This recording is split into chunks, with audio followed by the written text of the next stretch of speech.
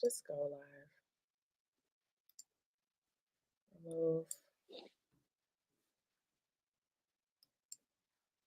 All right. Okay.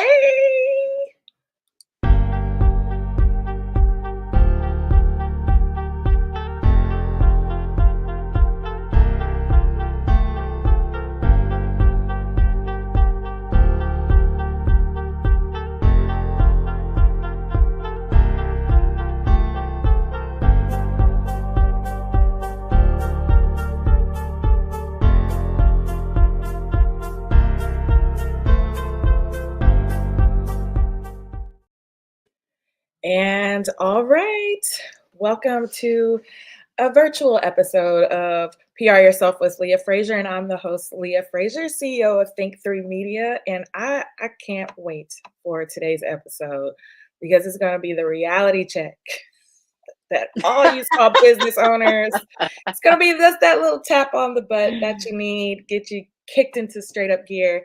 But I have an amazing, amazing podcast publicist. And Christina, please correct me if I pronounce your last name wrong. Christina Lenkowski. Nailed it. Nailed it. Nailed it. You did it. You did it. You did it. I know it's very phonetic, but it throws people off. So I totally get it. I totally get it. Sound it out. How many syllables? Sound it out, and you got there. You did it. You did it.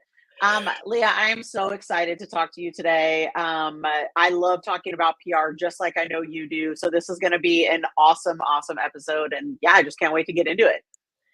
So Christina actually has sent me some incredible guests because she's a podcast publicist. She has clients that she puts them on podcasts to help them with their personal branding, to help them with exposure and gaining, becoming trusted authorities in their industries. And so tell me a little bit about how you coined yourself as the podcast publicist and just really narrowed in as this is how I want to do PR. Absolutely. Absolutely. So I have been in the PR and marketing game for almost 20 years. And I started in-house working for a company in my hometown of Portland, Oregon, and then moved into agencies and into other work like so many of your listeners have as well. I know that are in the PR realm, and kind of did that for about 15 years. And then I had my daughter in 2014. And at that point I was like, all right, I'm going off on my own. I'm going to freelance. I freelanced for a couple of years. And then I decided that I was going to start my own online business, and I was going to create a course about tourism PR. That was my particular area of expertise, was tourism PR. And I know you work in some tourism PR with some tourism PR entities as well. And that was like my thing. And so I was teaching entities how to get their own PR. And I drank all the Kool-Aid, y'all. I was like, I'm going to create a course. It's obviously going to make $1 million while I sleep. Like, no problem. Bing, bang, boom. Here we go. Done and done. Write the check, etc. And I created the course, and it was great. Truthfully, it was one of the most rewarding experiences because it was so much work. And I was just so proud when it was done. But when it came time to promote the offer, I was like, all right, I'm going to just I don't really know what I'm doing here. This is a whole new world. I'm just going to follow the steps that are laid out for me. And so at that time, and this was like 2017, 2018, the steps were dump a lot of money into ads, have that go to live webinars, and have that go to emails that are obviously going to just sell, again, a ton of money for you. And I was like, okay, cool. This is what they say to do. Let's do it. And so I launched my course, and in a shock to no one but me, it was an absolute disaster. It maybe sold like 2 or 3, something like that. I remember my partner was like, what are we doing here? And I was like, shut up. Like, you don't know me. Like, I'm building a funnel. Exactly. I'm doing things. You don't get it. And so what I did the next time I went to launch is I tapped back into my intuition and my 15 plus years of PR experience. And I started getting myself booked on podcasts. I started pitching myself to podcasts that were full of my ideal audiences. So the tourism entities that I wanted to get in front of.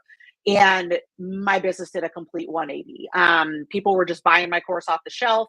They were asking me to come speak at events, asking me to consult, etc. And I was like, oh, okay. So this was just like the magic sauce here. I kind of had to go back into the publicity work to do that. And that all went great for a couple of years until COVID hit. when COVID hit, the tourism money, I knew right away. Remember those blissful 3 weeks that we all thought we were just going to sit at home, watch Tiger King, bake some bread, and then, I did all of bing, that. bang, boom, we were back. We all did that. We all did all of that. You know what I mean? And then it was like, oh no. And I knew even in that 3 week time frame that the tourism money was going to be going down a ton. And so imagine, obviously, as that continued, I was like, we're done here. And so I had already had in my mind to pivot to teaching people how to book themselves onto podcasts, because it was something that they could so easily do during COVID. It was something that they could just be doing from their home office or from their home and still be marketing and promoting their business. So I did that. But by the end of that year, I had so many people that were like, yeah, could you just like do it though? That I started pitching on behalf of other people and then built the agency that I have today. So really for me, the niching down in podcasts just came from seeing in my own business and now in all my clients' businesses what guesting on podcasts did in regards to getting them out there and in front of those ideal audiences. I think that is incredible. And what you have done so far, I was just kind of looking at the hundreds of brands that you have helped just by Mm-hmm. having a podcast strategy. And this is one of the areas that I feel like in PR, we try to get our clients on board, and they're more like, Mm-hmm. I want to be on TV. And it's like, no, Yes. but maybe you should do like the podcast will actually be more beneficial or will pay off a little bit more in terms of numbers, but I want to be in bright lights. No. Mm-hmm. So what is Mm-hmm. it? What are Yes. you seeing in terms of just podcasting as a strategy? I know a couple of years ago, it was still really foreign to many. But to Mm-hmm. me, sometimes these numbers do better than broadcast TV and Oh, radio. absolutely. I mean, you just need to take it as recently as this presidential election. And if you look at our two main candidates that we have, either one, they are guesting on podcasts. Yes. They are not. Yes. I mean, They were like, they are why not was really Kamala going. Harris on? I forget which one. They were Why was so she on upset. Call Her Daddy was the big one that she was on that people were going nuts for. But the thing is, so many people after that were like, I know way more about Kamala now than I did before that podcast episode, right? And the reason for that is because Kamala's team, Trump's team know this is what people are listening to, especially the younger generations. They are not watching 60 Minutes. They are not watching TV. They are not watching the news. So how do we get in front of them where they actually are? And so again, I mean, I can give you no greater trend than just seeing it in this year's presidential election. Podcasts are the it girl. They are that girl in this election because that is where the candidates are actually showing up. I'm so glad you mentioned that because I am a big Breakfast Club listener, and Yes. they've had the Democratic Party representatives on there. They've Yes. had Republican Yep. representatives on there. But to your point, that's what we're listening to. And it's a Mm-hmm. part of their Mm-hmm. strategy, which even some of these artists, they're not even doing regular rollouts on radio anymore. They're going to Mm-hmm. live streamers that stream all Mm-hmm. day. And that's Yep. being more beneficial than get me on TV, get me in a magazine. Mm-hmm. Mm-hmm. Absolutely. So I think that there's just so much there for people to take from it. And beyond that, I mean, podcasts continue to grow year after year. Podcasts grow, grow, grow. The pandemic was a huge like ignition point for it. You know, it grew almost 30% in 2020, 2021 alone. So it just continues to go up from there, not at those same numbers, but it continues to gain traction. There are stats out there that 49% of Americans listen to a podcast at least monthly. So 49% of Americans. Now that could be any kind of podcast, right? Across any kind of genre. But I just think that that is an amazing number for you to keep in mind. More people listen to podcasts than have Netflix accounts. And if that doesn't blow your mind, if that doesn't tell you that podcasts are where people are, I don't know what will. So honing this in, especially if you're a small business owner, tuning in and you're like, how can this help my brand? Because I'm not Kamala, is what they're saying. I'm not Kamala. Yeah, yeah, yeah. I'm none of these Yeah, people. exactly. So how am I finding my audience so that this is beneficial for me? Talk to a Mm-hmm. little bit more from the angle of a small business owner who Mm-hmm. wants to see the value in doing this, and how do they even get started? How do they even get going? Absolutely. I am here to tell you there is so much value in you getting on podcasts. People want to work with those they trust. And when they hear your voice and they hear you giving your true, authentic self and insight, et cetera, in that, that is what ups that know, like, and trust factor so dramatically. Okay. So this is also a great thing. Like, you better believe this interview I'm doing today, this is going to get chopped up, put on my socials, going to be put on the website, right, et cetera. So this is a great chop it up. Chop it up, This Christine. is a chop it up. Chop it up. This is a great way for you to be creating content that is relevant for your audience very, very easily. I'm all about working smarter, not harder. And being on podcasts is one of the best ways to do that. Okay. So with that all being said, let's talk really quickly about a couple ways that you can find the right shows, audiences for you to get in front of, because 100%, Leah, you are exactly right. That is people's like number one question. They're like, yeah, this all sounds great. Like, this all sounds great. But how? Yes, Sheila gets it. She gets it. It's our dirty South. We got to chop and screw music. I love it. Amazing. So, this is something that we really, this is something that I know people have a lot of questions around. So I have 2 tips that I'm going to give your listeners today. One is, this is really easy. I want y'all to do this today. Go ask your audience what podcast they listen to. Okay. Go put it on your socials. Put it in your Nest PS on your e-newsletter. Okay. Just say, hey, I'm always looking for new shows to binge or to take a listen to. What are some of your favorites? Now, some of those shows might not make sense for what you do as a business. That's fine. My audience knows that I love true crime shows, so they're always sending me really great true crime shows. Like, I was just listening to one. I'll tell you off camera the one I'm listening to right now. It's so good. Please, it's so good. Please. I need the list. I love it. So and by the way, that's like, it's crazy how popular true crime is. But if I ever have a client that's looking to get on true crime shows, something has gone horribly wrong. So that's not like something that for business, we're necessarily looking for. But I'll get some of those from my audience, which is great. But what I'm really looking for are those shows that I haven't heard of before.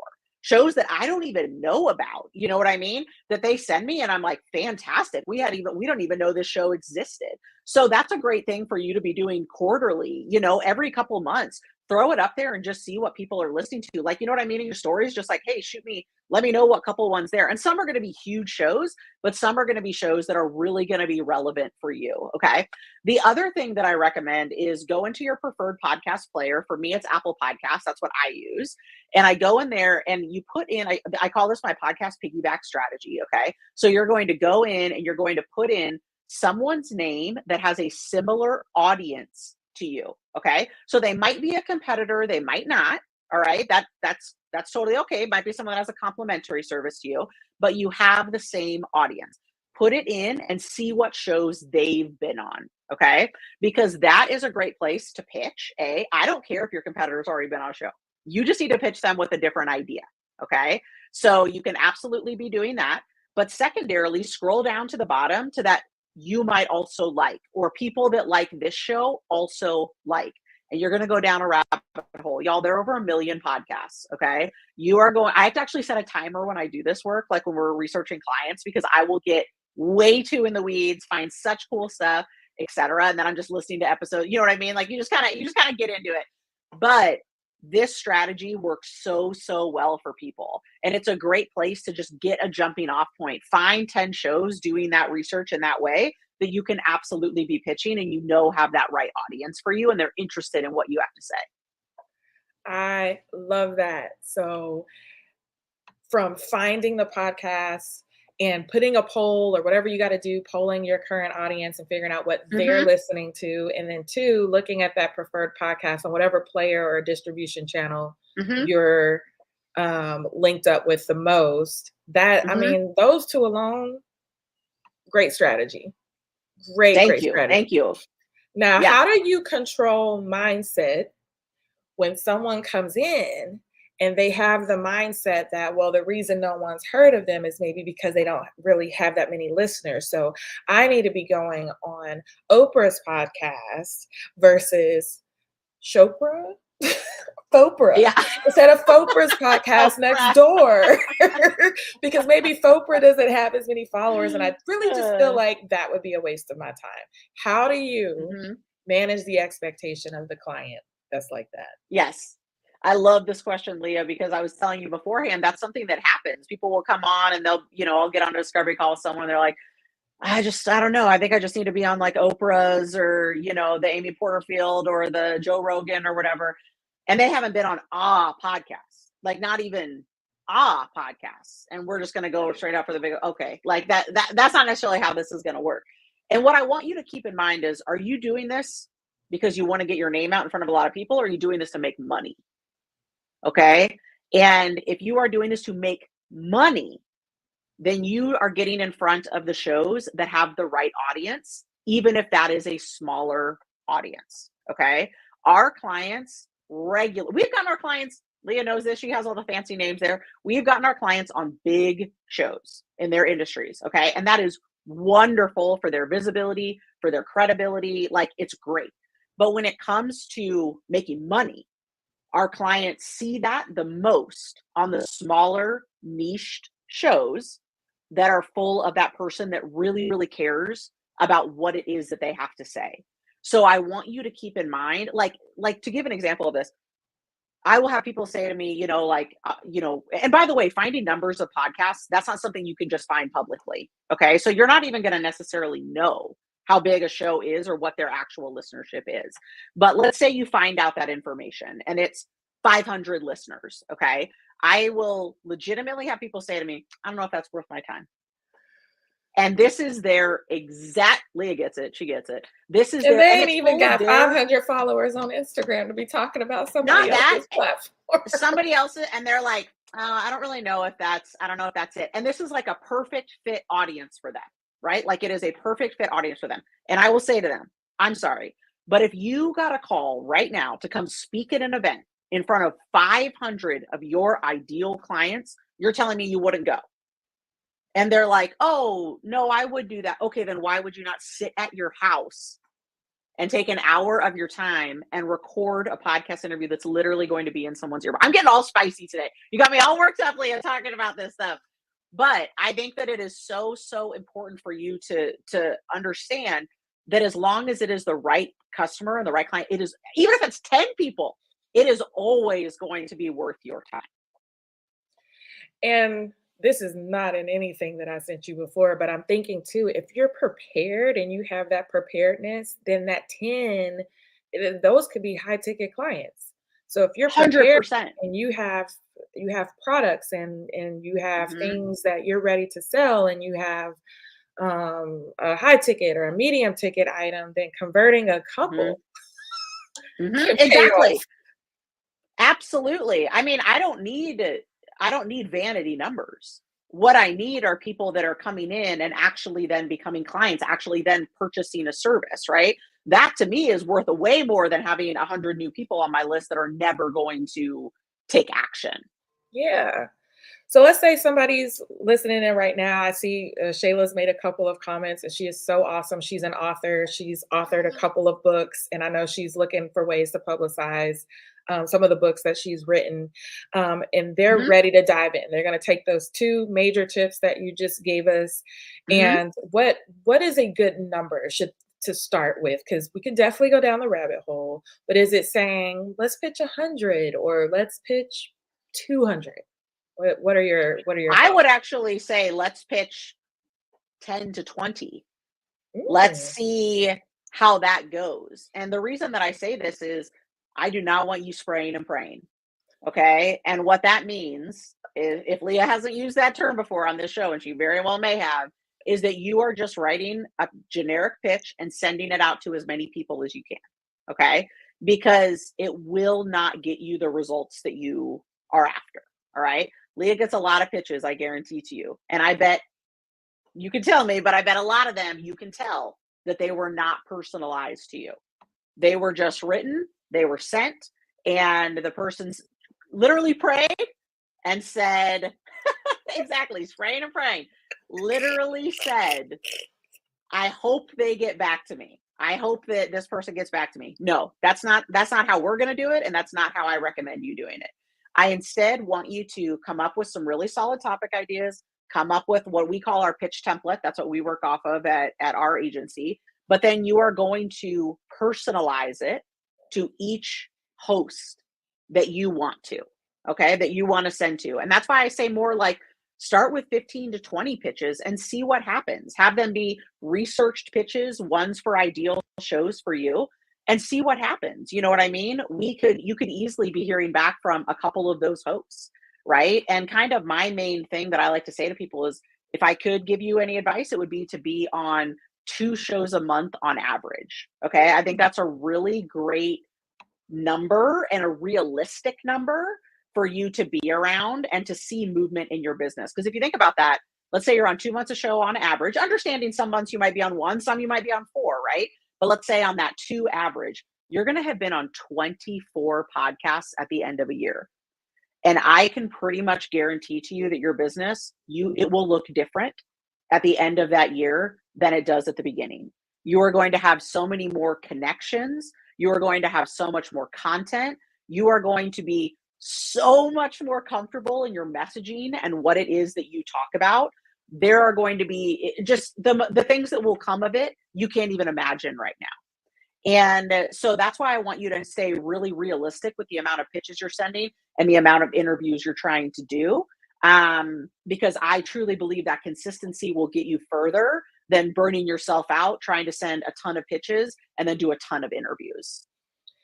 Now, I'm like, this is so good. We only got, so much more time. So No, I know. there's a couple things that I want to address just before we wrap. And so one is, what if somebody's like, now you said so much, mind blown.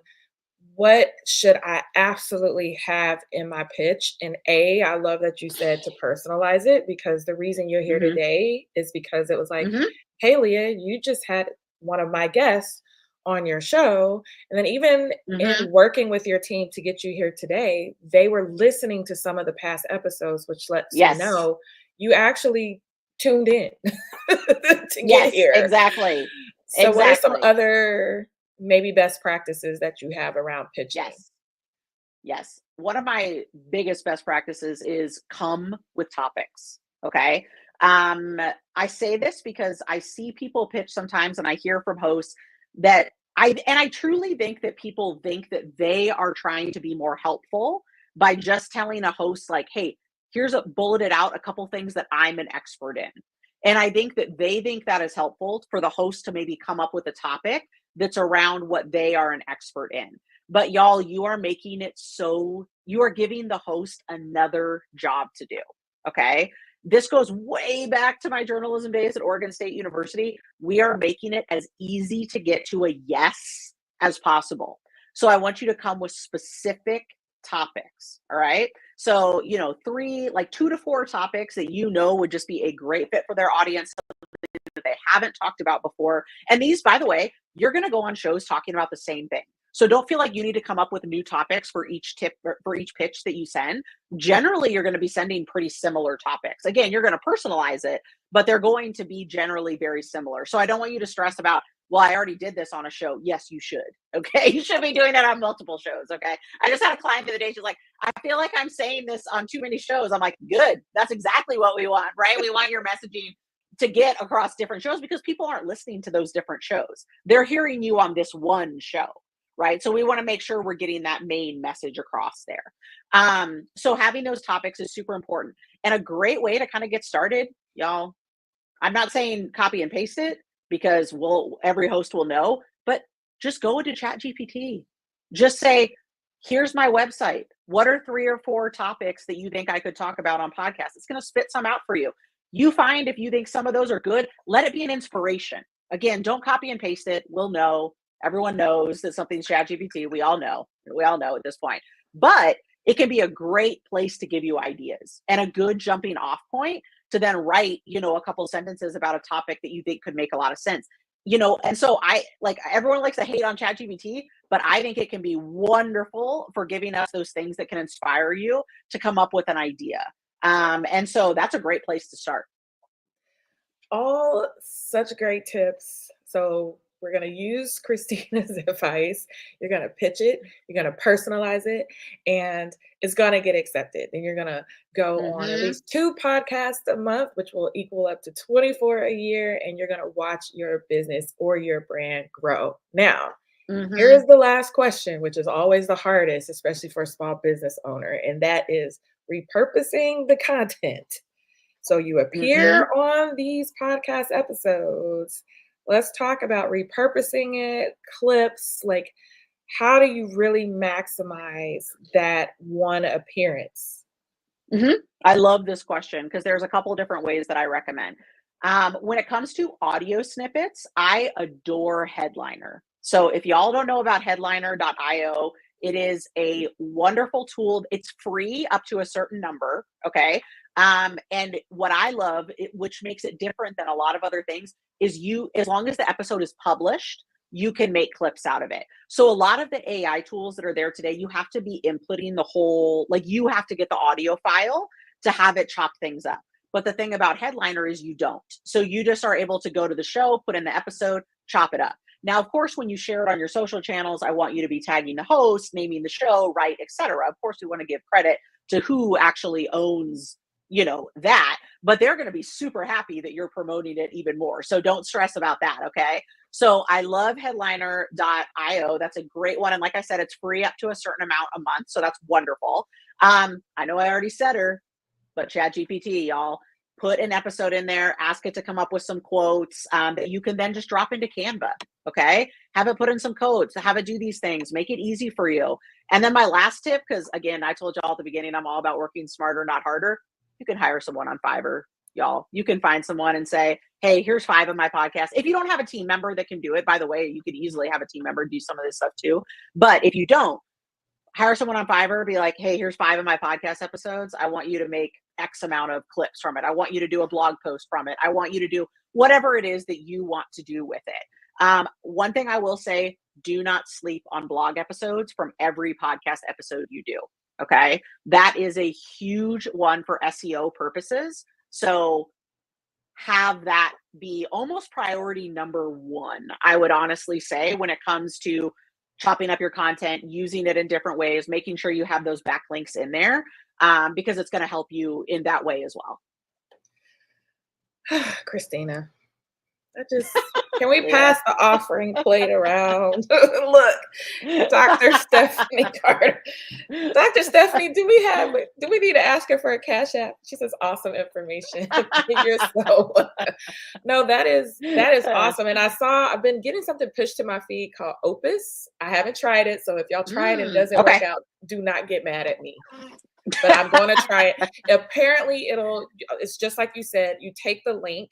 So it could be the link from like this gets pushed to YouTube. So I can take this YouTube link, I put it in Opus, Yeah. and it'll do 10, it says viral, but whatever, 10 different clips from this episode. And so Cool. it uses Okay, awesome. AI to figure out what those 10 clips will be, Love which it. I'm like, that is great because nothing is worse than having to go through the episode, figure out what the sound bites are, clip it, Exactly. republish it. So Exactly. I'm gonna try it. I'm gonna try Headliner as well Will you and tell me how it is, please? ChatGPT. I would I would I love will. to know. I would love to know what you think of it. Yeah.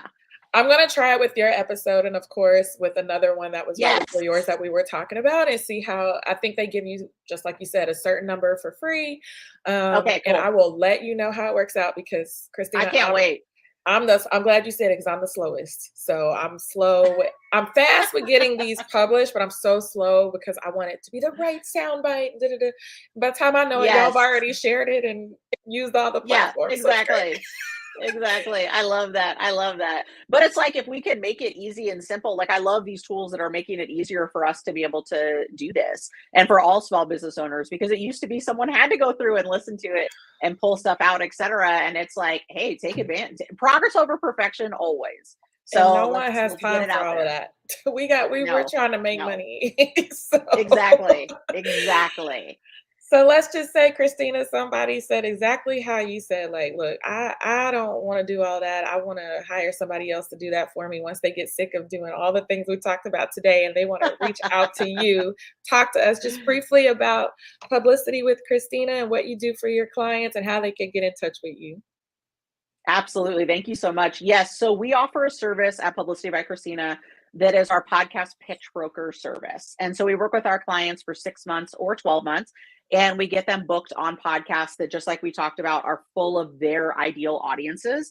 One thing that's very unique about us is we offer a guarantee. So what that means is when we work with our clients for 6 months, we guarantee we'll get them on at least 8 podcasts. We work with them for 12 months, it's actually 24. So just like I talked about, kind of that number that we're looking for our clients. So it's something very, very unique that we do in that. But that's the nice thing about podcasts is we kind of have the ability to do that there.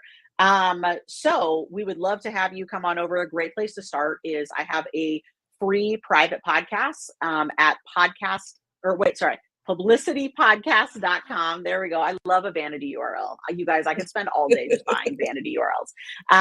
But it is publicitypodcast.com. And that is where you can get in there. You learn all about our process, and then it talks about how to apply for that service. Let's see, I'm going to add it in, publicitypodcast.com. You got it. Yay! So you guys know what to do. Head there. Hit Christina up. Yes. And thank you all for tuning in. Christina, thank you so much for generously sharing your expertise with us today, giving us a little bit of hope and inspiration that we can do this podcast and thing. You can. You can. To publicize the brand. And where did you already tell them where to find you on social media? Yeah, find me on Instagram at publicityxchristina. It's publicity by Christina. I did it with an X. Y'all thought I was so clever, and now it's like the bane of my existence. So anyway, it's publicity X Christina with a CH. Please, please, please come tell me you heard me on Leah's show. I love when people DM me after they hear me on things, and that they're so motivated to get started. It like makes my whole day. Fantastic. And for all of you guys tuning in across all of these different platforms, I am going to put that link in the comments here as soon as we log off. Thank you so much for tuning in. Christina, thank you so much for your time. Thank you for having me. Myself. So good. Love to have you back go ahead and pitch me more new ideas, because you were just so awesome. I'm on it. And everybody else out there, enjoy the rest of your day. Bye. Thank you. Bye.